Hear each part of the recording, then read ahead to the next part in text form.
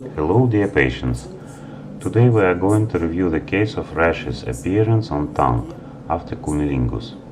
A man came to us, he only had cunnilingus, he didn't do other types of sex, so he started observing his mouth and noted rashes in the area of tongue that you can see on the picture. First of all, on observation we see white nodules. They are also correctly called papules in medicine.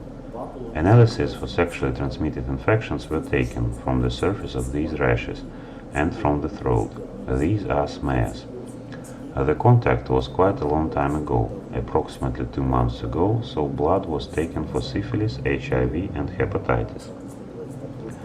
However, all these analyses were negative.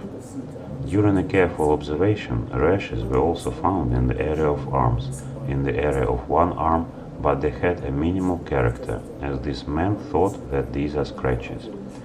However, on careful observation, it was seen that these are papules and nodules.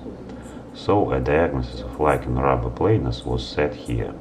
In this particular case, it affected the patient's mouth, and it affected the skin, the limited area of skin.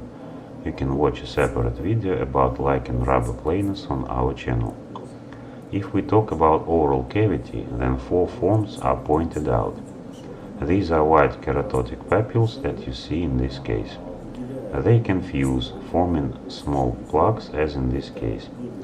This is also vesicular or bullous form, when blisters form or small blisters form. This is an erosive ulcerative form, when erosions and ulcers develop, and these are trophic focuses. In this case we had the most common form. Indeed, it's most commonly localized in the area of cheeks. However, in this case cheeks were completely free from lesions. So a classic treatment of Lichen planus was done for this patient. You can watch a separate video about classic treatment of Lichen planus on our channel.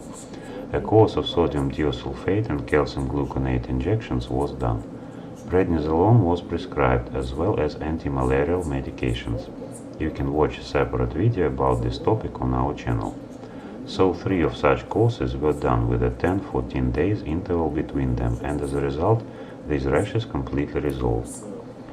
This case indicates that even when rashes in mouth have a relationship with time, they are not always the sequence of some sexually transmitted infections, and it was excluded in this case.